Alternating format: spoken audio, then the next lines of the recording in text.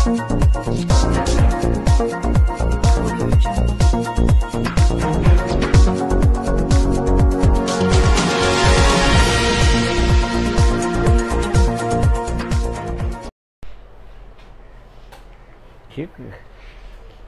Social मीडियावरचं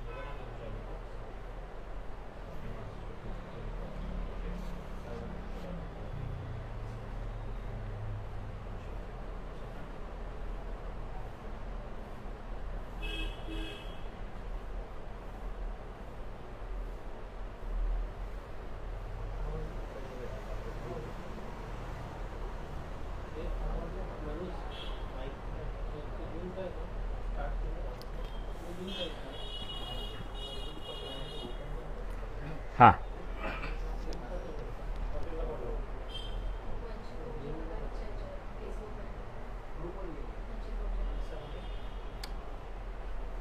इसको बोलो press के link पर भेजने के लिए। नहीं भेज दिया, अच्छा व्हॉट्सअपवरती आलंय का सर? बरं, तुम्हाला वाचायचं आहे का ते? मी म्हणून त्यांना 10:30 वाजता टाकायला सांगितलं होतं, कारण का हा थोडासा no I don't need a copy, I am या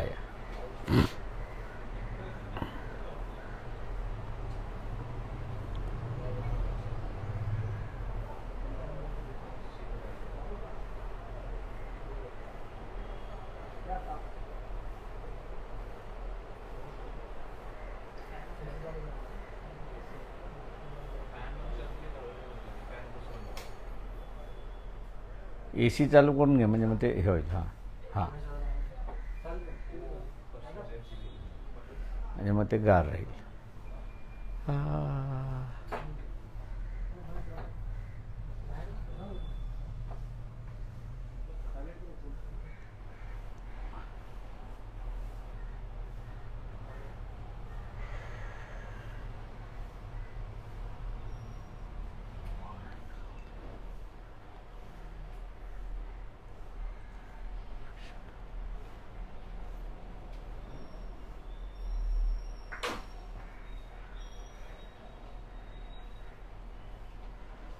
अरे हां,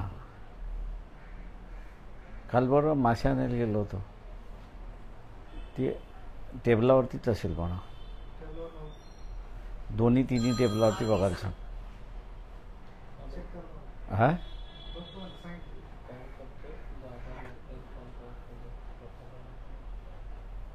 नाही, नंतर मग अंजूला म्हणा, मी अंजूलाच दिली होती, काय का माझा मोबाईल तिथे राहिला होता म्हणून बघायला, तेव्हा अंजूला म्हणा तिच्या पर्समध्ये बघायला। हां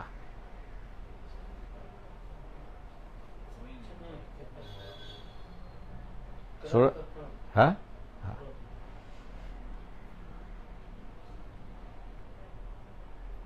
महाराष्ट्र शासन हे आता स्वतःला केंद्र शासन समजायला लागले, अशी असणारी परिस्थिती आहे। सुरक्षा बिल ज्यांनी जे आणलेलं आहे, हे सुरक्षा bill prevention of detention act जो आहे, UAPA आपण ज्याला म्हणतो, त्याची डुप्लिकेट कॉपी आहे असं मी त्या ठिकाणी मानतोय। पण दुर्दैवाने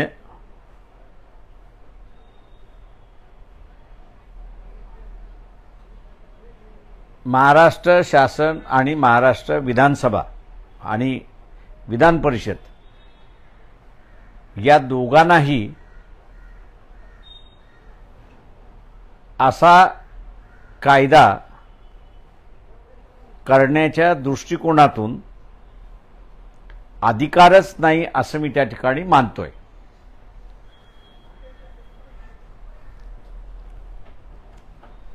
कन्करंट लिस्ट जी आहे 7वी अनुसूचित संविधानाला जोडलेली आहे, त्याच्या 3 प्रमाणे prevention detention for reasons connected with security of the state, म्हणजे राज्याच्या सुरक्षितेच्या दृष्टिकोनातून प्रिव्हेन्शन डिटेन्शनचा कायदा करता येतो, हा पहिल्यांदा आहे. दुसरं जे आहे ते मेंटेनन्स ऑफ पब्लिक ऑर्डर अशा पद्धतीचं आहे. तिसरा जो आहे और maintenance of supply and service essential to the communities, म्हणजे पूर्वीच्या काळी जे बहिष्कार होता समूहावरती आणि अशा समूहाचं अन्नधान्य म्हणा किंवा दुकानं म्हणा किंवा शेतामध्ये कामं म्हणा अशी जी बंद करण्यात येत होती, अशाच ठिकाणी त्यांना करण्याचं आहे. ह्या 3 गोष्टींवरतीच त्यांना असणार आहे.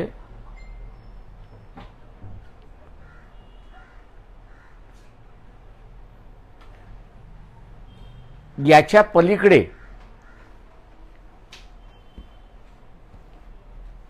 राज्य शासनाला कुठलाही कायदा करण्याचा अधिकार नाही. आता पहिला विषय जर आपण घेतला, सिक्युरिटी ऑफ द स्टेट असं आपण त्या ठिकाणी म्हटलं, तर आत्ताचा नवीन कायदा जो आहे BNSS आणि BNS, म्हणजे जुना लोकांच्या तोंडामध्ये तोच आहे, क्रिमिनल प्रोसिजर कोड आणि इंडियन पेनल कोड, या 2 गोष्टी अगोदरच कायद्याने बंदिस्त करण्यात आलेल्या आहेत आणि सुरक्षितेच्या दृष्टिकोनातून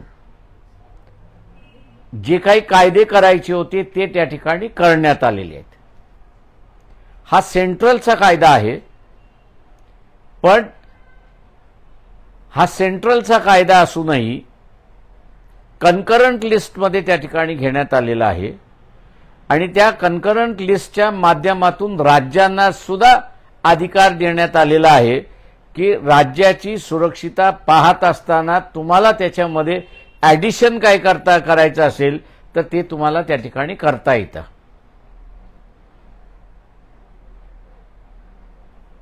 राहिला प्रश्न या ठिकाणी 2 गोष्टींचा आहे. एक म्हणजे प्रिव्हेन्शन म्हणजे काय. प्रिव्हेन्शन म्हणजे थांबवतं आणि क्रिमिनल ऍक्ट म्हणजे काय, जी कृती करून झालेली आहे आणि ती गुन्हेगारी स्वरूपाची आहे अशा संदर्भातला आहे. त्याच्यामुळे शासनाला प्रिव्हेन्शन करायचं असेल तर हे प्रिव्हेन्शन राज्याची सिक्युरिटी, आता राज्याची सिक्युरिटी जी आहे म्हणजे राज्य एकत्र ठेवणं हा त्याच्यातला असणारा भाग आहे असं मी त्या ठिकाणी मानतो. आता ही राज्याची सिक्युरिटी कुठच्या पद्धतीने, म्हणजे पब्लिक सिक्युरिटी ज्याला म्हटण्यात आलेलं आहे, राज्याची सिक्युरिटी म्हणजे सिक्युरिटी ऑफ द स्टेट असं जे म्हटलेलं आहे, हे कुठेही त्या कायद्यामध्ये डिफाईन करण्यात आलेलं नाही. त्याचं ज्याला म्हणता येईल की त्याची व्याप्ती काय, कुठच्या ॲक्शनला ही राज्याच्या सिक्युरिटीला धोकादायक आहे अशी जी नियमावली पाहिजे होती ती नियमावली या कायद्यामध्ये नाही अशी मी त्या ठिकाणी मानतो. दुसरं, प्रिव्हेन्शन करण्याचा जो अधिकार त्या ठिकाणी देण्यात आलेला आहे तो सामाजिक स्वरूपाचा आहे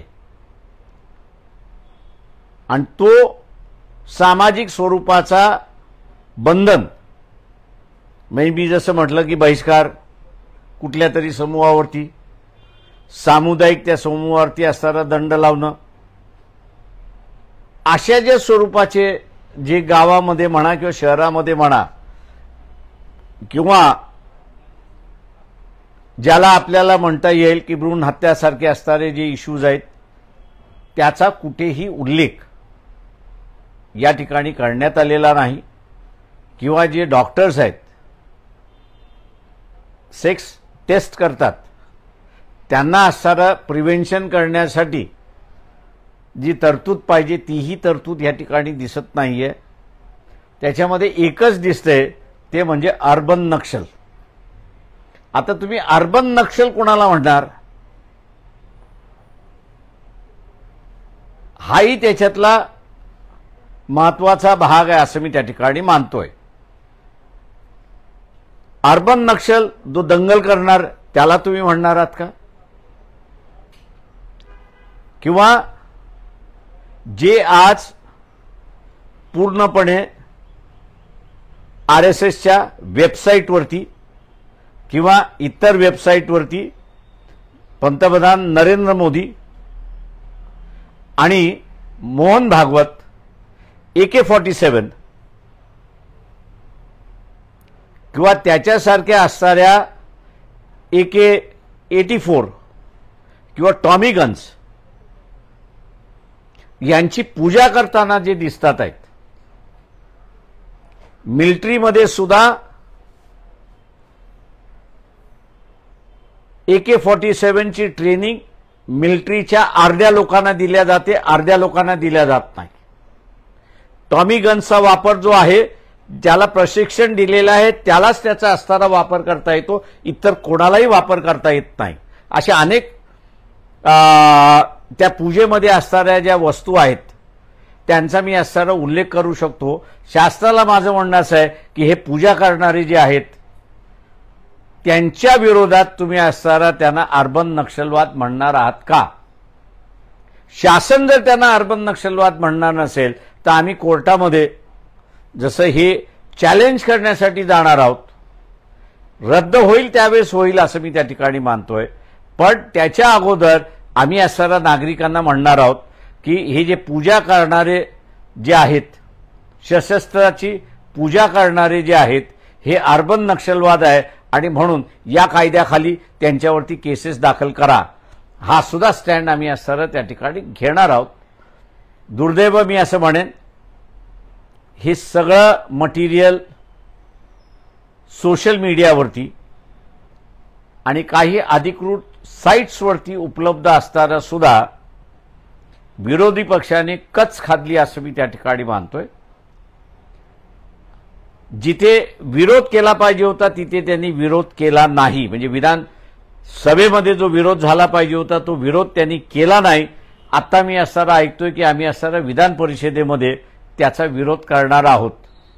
माझा मुळात प्रश्न असा आहे की विधानसभेमध्ये तेवढी तुमची स्ट्रेंथ आहे का तुमची ते अडवण्याची स्ट्रेंथ नसेल तर आज सोशल मीडियावरती जी झोड उठलेली आहे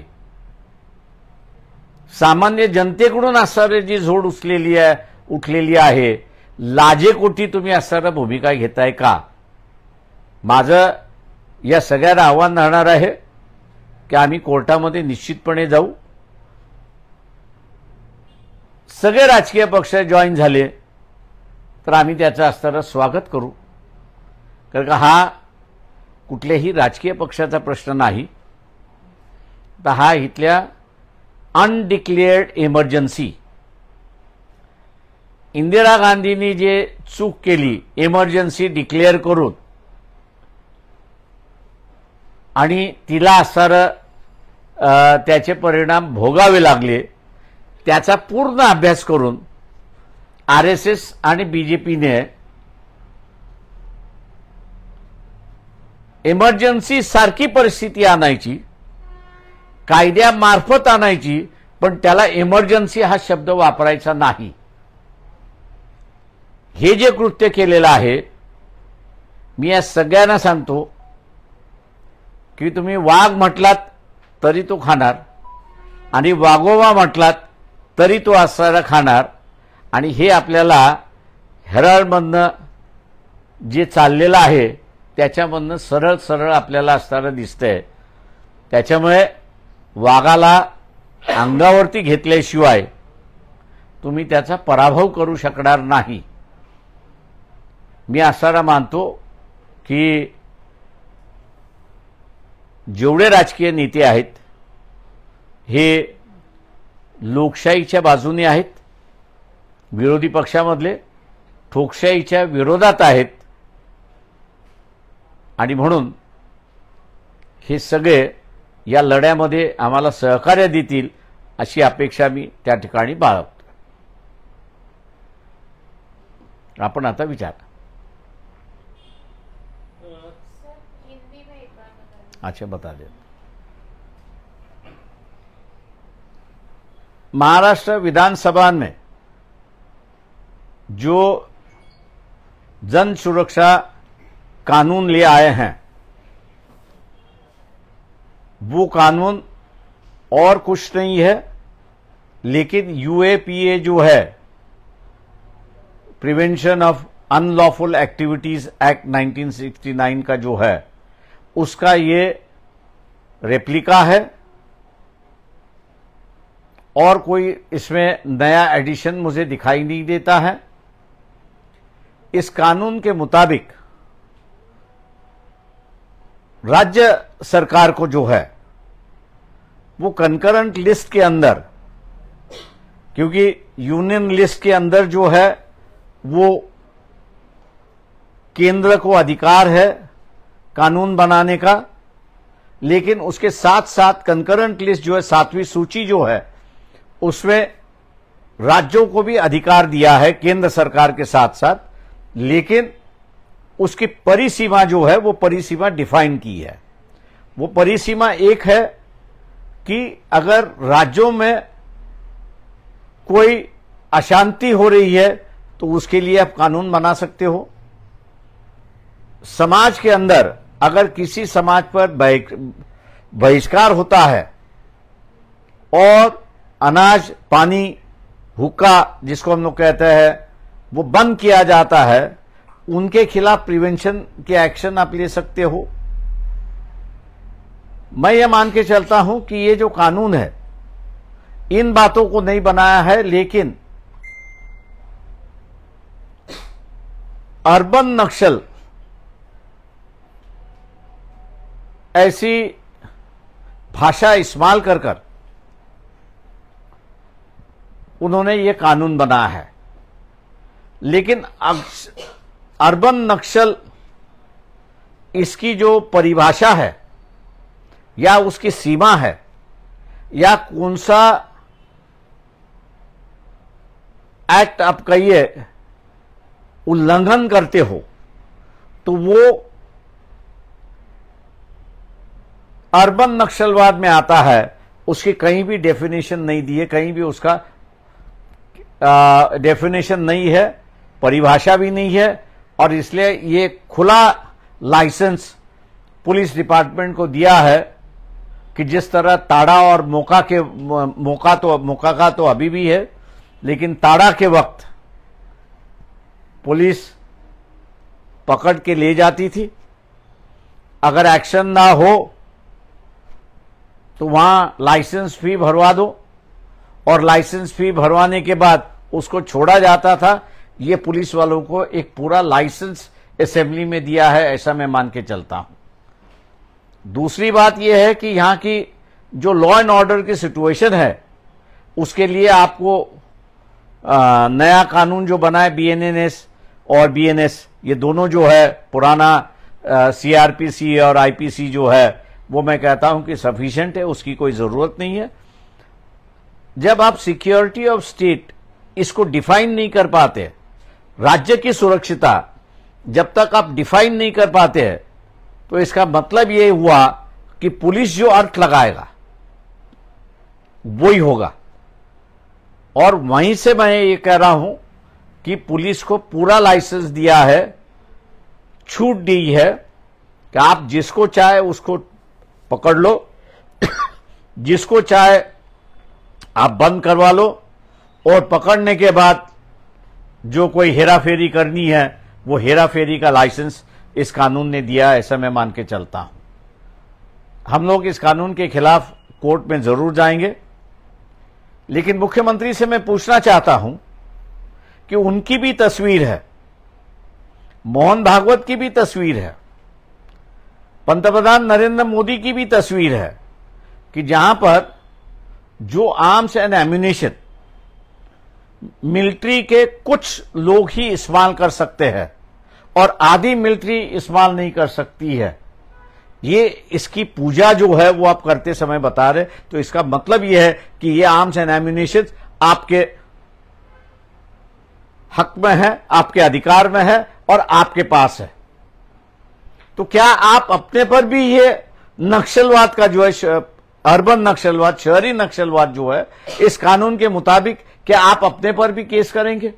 अगर नहीं करेंगे तो शायद हम पब्लिक से भी कहेंगे कि वो खुद इन फोटो जो इंटरनेट पे मिलती है, कई फोटोग्राफ जो उस प्रोग्राम में उपस्थित थे नागपुर में, उनके पास वो फोटोग्राफ्स है, उसके मुताबिक इन पर भी केस किया जाए, क्योंकि ये भी अर्बन नक्सलवाद के इलाके में आते, क्योंकि जो लाइसेंस जो है वो खाली पिस्टल की मिलती है, 302 की जो नॉट की जो गन होती है वो मिलती है, उसके बाकी आपको हथियार मिलते नहीं है। जब इनके पास है तो ये अर्बन नक्सली है, और अर्बन नक्सली होने की वजह से इन पर सरकार ने जो है वो कानूनी पेश कीजिए है।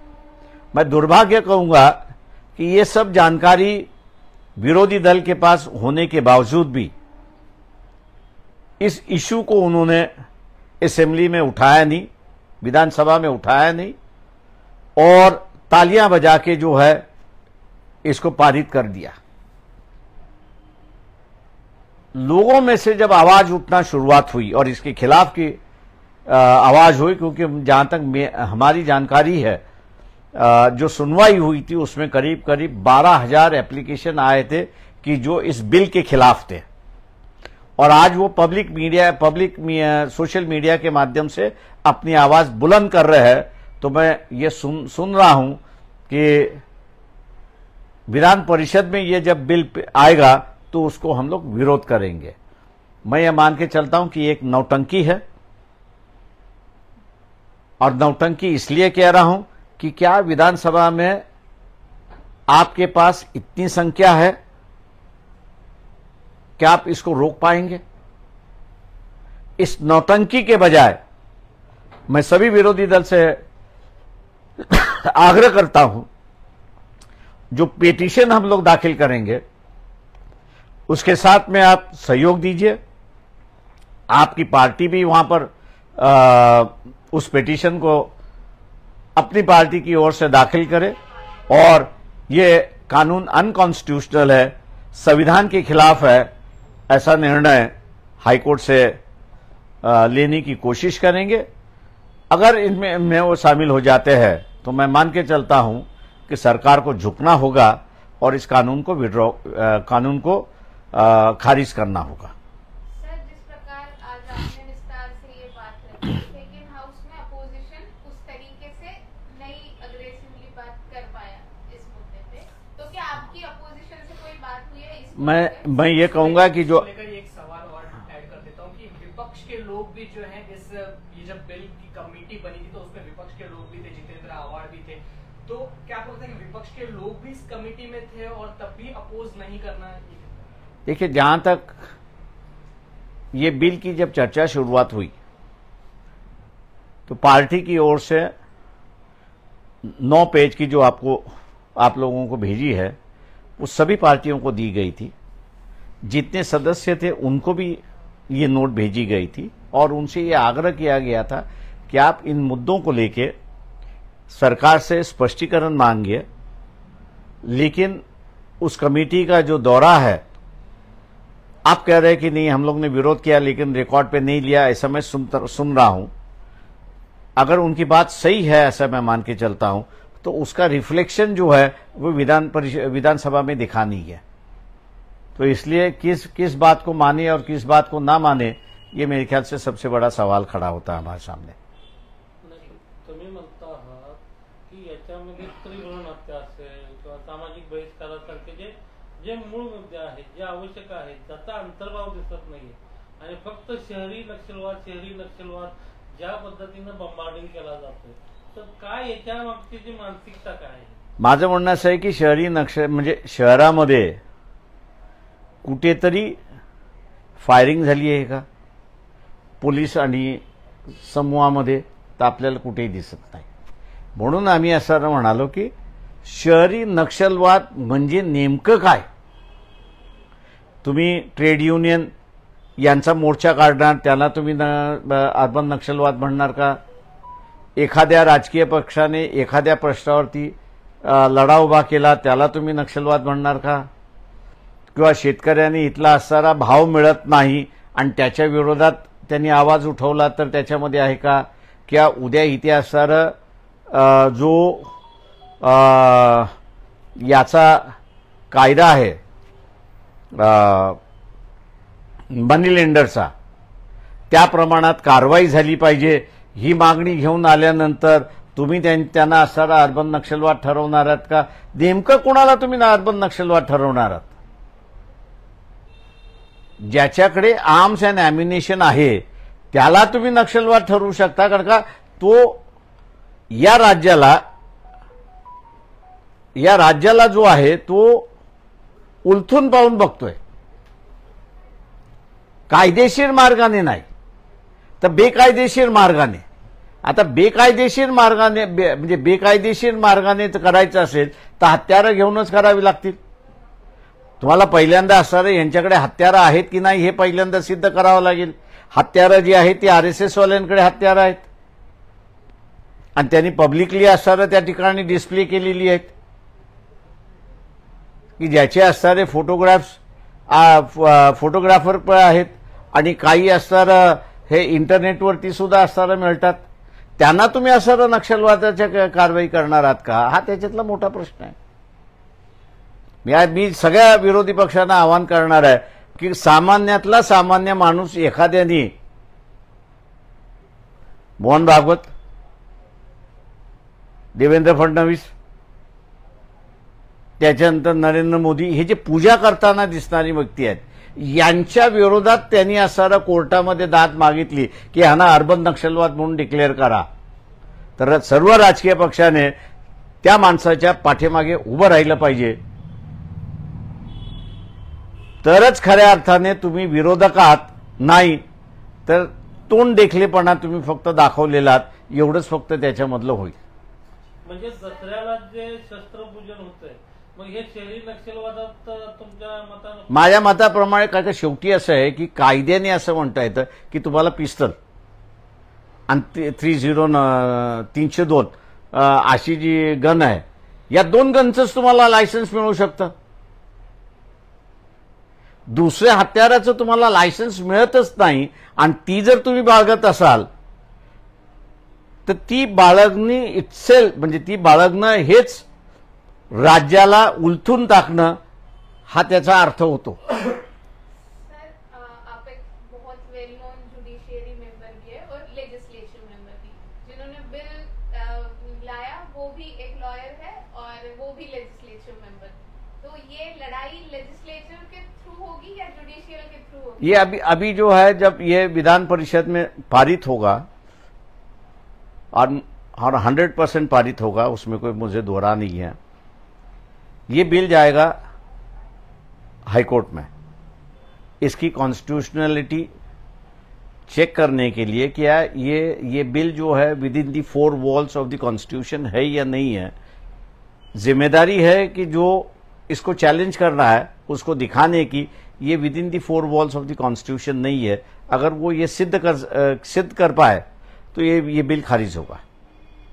सर, पुण्यामध्ये काही दिवसांपूर्वी आपण बघितलंय की एक नाटक सुरू होतं आणि त्या दरम्यान ते मी आता ह्याच्यावरतीच बोलणार, दुसऱ्या ह्याच्यावरती नाही. विषयाच्या अनुषंगानं की याचा सगळा जो आता तुम्ही सर्व इतर जे विरोधकांना एकत्र येण्याचं आवाहन केलेलं आहे, याचा पुढचा जो लढा आहे या बिलाच्या विरोधातला, तो न्यायालयीन लढा कसा असणार? आम्ही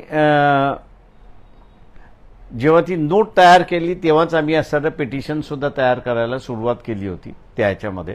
कारण का पक्षबळ बघताना विरोधकांकडे जरी त्यांनी विरोध करायचा ठरवला तो विरोधातला विरोध होईल, पण विधानसभेमध्ये ते पारित होईल हे आमच्या लक्षात होतं.